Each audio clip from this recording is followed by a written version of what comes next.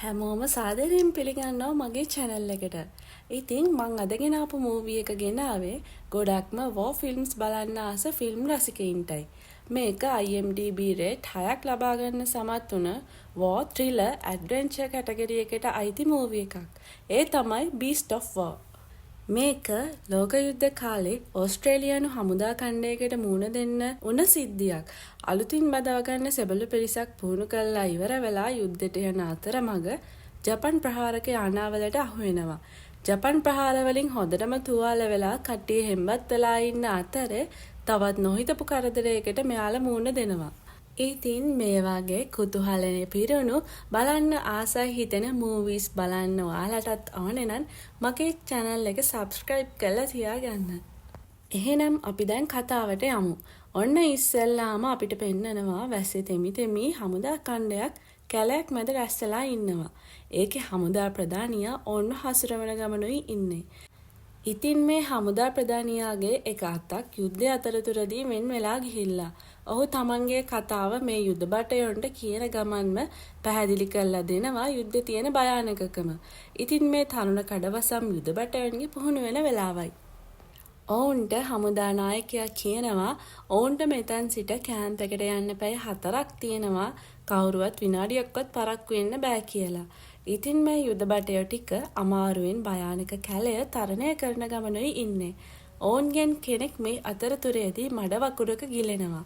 අන්තිමේට එක අතක් විතරයි අපිට පේන්න තියෙන්නේ. කවුරුවත් එයාට උදව් කරන්නේ නැහැ. ඒත් එකම එක බටෙක් ඔහුට උදව් කරන්න ඉදිරිපත් වෙනවා. ඉතින් මේ දෙන්න තමයි මේ බට කාණ්ඩයේ කැලේ තරණය කරලා දුවගෙන එන අන්තිම බටය දෙන්න. කොහොම හරි අන්තිම තප්පර ටිකේදී මේ දෙන්නත් කැලේ තරණය කරලා කැම්ප් එකට එනවා. හමුදා නායකයා මේ දෙන්නට විතරක් කූඩාරමට ගිහිල්ලා දොඩම් ටිකක් කාලා විවේක ගන්න කියලා අනිත් හැමෝම යමු තව දේවල් කරන්න තියෙනවා කියලා කියනවා. එතකොට එක සෙබළෙක් යුද නායකයාගෙන් අහනවා ඒ දෙන්න විතරක් ඒකෙන් අයින් වෙන්නේ ඇයි කියලා. එතකොට ප්‍රධානියා කියනවා මේ සොල්දාදුවා එයාගේ සගයට උදව් කළා. අනිත් කවුරුත් එහෙම කළේ නෑ නේද කියලා. තමන්ගේ සගයන්ට යුද පිටියේදී උදව් කරන එකේ වටිනාකම කියලා දෙනවා. ඔවුන්ට ඔවුන් විතරයි ඉන්නේ කියලා දෙනවා. ඉතින් ඊට පස්සේ දවස් කිහිපයක්ම මේ තරුණ යුද බටයෝ තමන්ගේ පුහුණු වීමවල නිරත වෙනවා. මේකේ කලින් තමන්ගේ සගයව බේරගත්තේ ලියෝ කියන යුද බටයා. ඒ දෙන්න දැන් හොඳ යාළුවෝ. මේ කැම්ප් එකේ තව ලස්සන නර්ස් නෝනලා දෙන්නෙකුත් ඉන්නවා. ඉතින් එක්කෙනෙක්ට මේ ලියෝට හිත ගිහිනුයි තියෙන්නේ. ඔන්න ඉතින් මේ බට කණ්ඩායම යුද මෙහෙයුම් සඳහා ටිම මුහුදේ ගමන් කරමිනුයි ඉන්නේ. කට්ටියක් නිදි, කට්ටියක් කාඩ් සෙල්ලම් කරනවා. එක දේවල් කර ඉන්නකොට ඔවුන්ට ඇහෙනවා ඔවුන්ගේ නැවට උඩින් ගුවන් ප්‍රහාරක සයිරන්. ඉතින් කට්ටියම ටිකක් කලබල වුණත් වැඩි ගණන් ගන්නේ නැහැ. එකපාරටම නොහිතපු විදිහකට ඔවුන්ගේ නැවටත් ප්‍රහාරයක් එල්ල වෙනවා. කට්ටිය සීසීකඩ වැටෙනවා. එතකොටම නැවත් ජිලිලා වතුර යටටම යනවා. සෙබළු ටික දෙනෙක් නැව ඇතුළේ හිර වෙලා එහෙම්මම මැරිලා යනවා.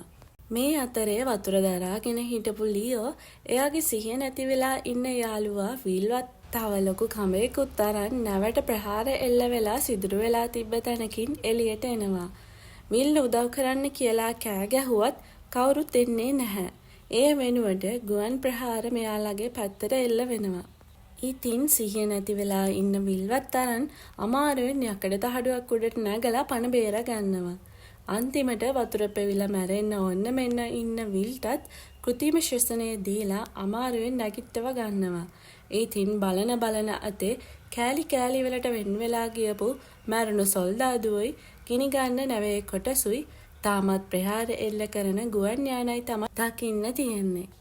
කොහොම හරි ලියෝ මේ අතරතුරේදී ආයෙම මුහුදට පැනලා බඩු එකතු කරන් විල්ට දෙද්දී විල් ඒවා එකට එකතු කරලා ගැට ගහනවා. මේ අතරේ එයාලා ඉන්න යකඩ කොටස දිහාවට ටෝමෝ කියන කණ්ඩායම් සගයා ජීවිතේ බේරගෙන පීනගෙන එනවා. ඔහුගේ ඔළුව හොඳටම තුවාල වෙලයි තියෙන්නේ.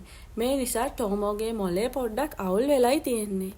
මේ අතරේ එයාලගේ නැවේ හිටපු ජීවිතේ බේරාගත්ත තව සගය 4 දෙනෙක් මෙයාලගේ පුංචි පාරුවට එකතු වෙනවා. ඒත් දෙන්නෙක්ට හොඳටම තුවාලයි. කොහොම හරි තව වෙලා යද්දී මෙයාලට මුහුද අවටින් අමුතු භයානක සද්ද ඇහෙන්න පටන් ගන්නවා. ඉතින් මෙයාලා හිතන්නේ ඒ සයිරන් එකේ සද්ද කියලයි. සෑහෙන්න මහන්සි වෙලා කොහොම හරි මෙයාලට අවටින් කැමටින් ටිකක්, තුවක්කුවක්, පෙට්‍රල් කෑන් එකක්, අත්බෝම්බ කිහිපයක්, පිහියක්, ගලවා ගැනීමේ ගිනිදැල් දෙකක් හොයාගන්න පුළුවන් වෙනවා. හැබැයි අවාසනාවකට වතුර හම්බෙන්නේ නැහැ.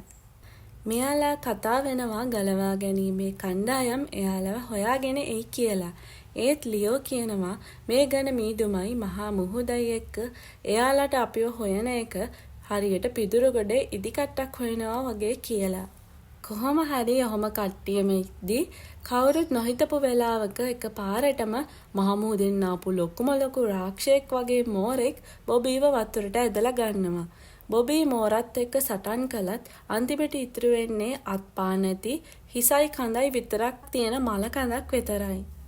කාටවත්ම මොකද උනේ කියලා හිතාගන්න බෑ. හැමෝම හොඳටම බය වෙලයි ඉන්නේ. ලියෝ කියනවා ඒ ආවේ ග්‍රේට් වයිට් ෆීමේල් කෙනෙක් කියලා. පිරිමි සත්තු එච්චරම විශාල නෑ කියලා. කොහොම හරි හැමෝම හොඳටම බය වෙලා හෙම්බත් වෙලා ඉද්දී අර ඔළුව තුවාල වෙලා මොලේ අවුල් වෙලා ඉන්න ටෝමෝගේ ඔළුවෙන් ලේ වැටෙන්න ගන්නවා. ඒවා මුහුදට ගලාගෙන යනවා. ඔන්න එකපාරටම ආයෙත් අර විශාල මෝර ඇවිත් ස්ටෑන්ව ඇදගෙන යනවා. කට්ටියම එකතු වෙලා එයාලා ළඟ තිබ්බ බිම්බෝම්බයක් මුහුදට දාලා මෝරව බය කරලා ස්ටෑන්ව බේරගත්තත් ස්ටෑන් වතුරෙන් ගොඩට එන්නේ එක කකුලක් නැතිවයි. ස්ටෑන්ගේ ලේ යන එක හැමෝම එකතු වෙලා කොහොම හරි නතර කරත් ලියෝ කියනවා මෝරුන් දඩයම් කරන්න එන්නේ ලේවලටයි චලනයටයි කියලා. එවෙලේ කට්ටිය අහනවා කොහොමද ඔයා ඔච්චරම හොඳට මෝරු ගැන දන්නේ කියලා. ඒ වෙලාවේ ලියෝ මුකුත්ම නොකිය නිහඬ වෙනවා. එතන පාවෙවී තියෙනවා මෝටර් බෝට්ටුවක්. ඒක ගත්තොත් නම් අපිට බේරෙන්න පුළුවන් කියලා විල් කියනවා. ඉතින් ලියෝ අමාරුවෙන් පීනලා ගිහිල්ලා අර මෝටර් බෝට්ටුව ඇදන් එනවා. ඉතින් නවාසනාවකට ඒ වෙලෙත් මේ භයානක මෝර ඇවිත් පහර දෙනවා. ඒ වෙලේ නම් උට කට්ටියම එකතු වෙලා වෙඩි තියලා බිම්බෝම්බයක් දාලා බය කරලා පන්නලා දානවා. ඔන්න තවත් අවාසනාවන්ත සිදුවීමක්. ඒ තමා අර අමාරුවෙන් ගෙනාපු මෝටර් බෝට්ටුව වැඩ කරන්නේ නැහැ. ඒකේ කෑලි වගේක් අඩුයි.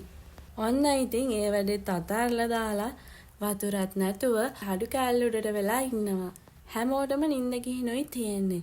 ඒත් අවාසනාවක මහත කිව්වොත් මේ දවසත් තුදෙන්ම භයානක දවසක් කරන්න ඩෙස් කියන සගය සමත් වෙනවා. ඒ ඇයි දන්නවද? එයා කලින් දවසේ රෑ අර මෝරාපු වෙලාවේ බයට අතේ තියන් හිටපු අත්බෝම්බ පින් එක යහතින් ගැලවිලා අත්බෝම්බේ ගිහින් යකඩ පාරුවේ අයිනේ නිදාන් හිටපු අර කකුලක් නැති වෙච්ච ස්ටෑන්ගේ ඇඟේ වදිනවා. ඒ ගමන්ම ඇහැරෙන ස්ටෑන් බිම්බෝම්බේ යාගේ ඇඟෙන් වහගන්නවා.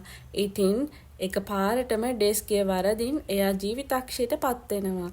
කොහොම හරි දවස් ගාණක් වතුර නැතුව පාවෙවි ඉන්න මෙයාලට කල් නැතිබ්බ අන්තිම පීච් කෑන් එකක් නැති වෙනවා. ඒ මොකද දන්නවද? ඒ අර මොලේ අවුල් වෙලා ඉන්න ටෝමෝ රාත්‍රියේදී තනියම ඒක කාලා නිසා. ඉතින් බැරිම තැන මෙයාලා එයාලගෙම මූත්‍රා පානය කරනවා. මෙයාලට විහිළු කරන්න වගේ ඒත් එක්කම ඔන්න වහින්න පටන් ගන්නවා. ඒකෙන් මෙයාලා ඇතිතරම් වතුර පීලා භාජන වලට පුරව ගන්නවා. ඔහොම ඉද්දී එකරා එක මොලේ අවුල් වෙලා ඉන්න ටොමිත් මෝරට බිලි වෙනවා. ඔහොම කරදර ආසේ හෙම්බත් වෙලා ඉන්න බටයොන්ට වාසනාවන්ත සද්දයක් ඇහෙනවා. ඒ තමයි ගුවන් යානයක්. ඒක එයාලගේ පැත්තට එනවා. ඒත් අවාසනාවක මහත කිව්වොත් ඒකත් එයාලගේ යානයක් නම් නෙමෙයි. ඒකෙන් වෙඩි ප්‍රහාර එල්ල කරන්න පටන් ගන්නවා. ඉතින් වෙඩි ප්‍රහාර එල්ල කරද්දී බ්ලොක්ට හොඳටම වැඩි වදිනවා. අනිත් අය වතුරට පැනලා ජීවිතය බේර ගන්නවා. ඒත් ආයෙත් ඒ ගුවන් යානය එයාලගේ පැත්තට එනවා දකින්න මේ බටයෝ ආයෙමත් වතුරට පනිනවා. හැබැයි බ්ලොක්වත් අරගෙනයි. මේ අතරතුරේදී බ්ලොක්වත් අරන් පැනපු ඩෙස් මෝර ඒ කියන බයට වෙඩි වැදිලා ඉන්න බ්ලොක්ක වතුරට තල්ලු කරලා දානවා. මේක දකින්නවා විල්. ආයෙමත් ගොඩට ආවට පස්සේ ඒ ගැන කියලා මේ කට්ටියම රණ්ඩු කරනවා. කොහොම හරි මේ ගුවන් ප්‍රහාරයෙන් පස්සේ ලියෝටත් බඩට වෙඩි වදිනවා. ඔන්න ඉතින් එකපාරටම අර විශාල මෝරා ආයිමත් මෙයාලව දඩයන් කරන්න එනවා. මේ පාර නම් ඇදලා ගන්න ඩෙස්වයි. ඩෙස්ගේ අත කඩා ගන්නවා. කොහොම හරි කරලා ජීවිත බේරගත්තත් මේ තුන්දෙනා දැන් මරණාසන්නයි. ඉතින් මෙහෙම හෙම්බත් වෙලා ඉද්දී ඈතින් පේනවා පාරුවක් වගේ එකක නැගලා එන ජපන් සටන්කරුවෙක්. ඉතින් මේ සටන්කරුවා මෙයාලට පහර දෙන්න පටන් ගන්නවා. මේ කලබලාසේ ඈතින් එන්න මෝරා දැකලා මේ ජපන් සටන්කරුවා විල්වයි ලියෝවයි මුහුදට තල්ලු කරන්න හදද්දිම ඩෙස් මේ ජපන් සටන්කරුවගේ කකුලෙන් අල්ලගෙන එයත් එක්කම මරාගෙන මැරෙන බෝම්බයක් පුපුර ගන්නවා. අන්තිමට ලියෝ තීරණය කරනවා එයා ළඟාව තියෙන අන්තිම අත් බෝම්බයත් පාවිච්චි කරලා මේ භයානක මෝරාව මල්ල දාන්න. ඉතින් ලියෝ තනියම වතුරට පැනලා අර බෝම්බේ මෝරාගේ කට ඇතුලෙන් තියනවා.